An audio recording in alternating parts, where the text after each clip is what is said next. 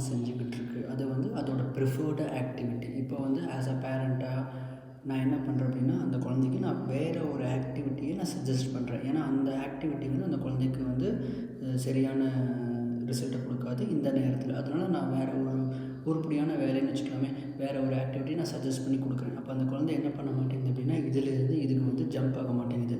அப்போ வந்து இந்த நான் ப்ரிஃபர்டு ஆக்டிவிட்டி வந்து அந்த குழந்தை வந்து பண்ண மாட்டேங்குது.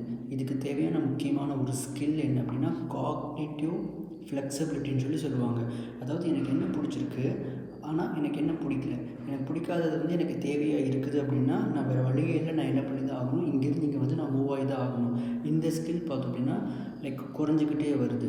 ஸோ இந்த வேலையை ப்ரிஃபர்டு ஆக்டிவிட்டிக்கு விட்டுட்டு நான் ப்ரிஃபர்டு ஆக்டிவிட்டியை என்ன பண்ணுங்க அப்படின்னா இன்ட்ரடியூஸ் பண்ண வைக்கிறதுக்கு ட்ரை பண்ணுங்கள்.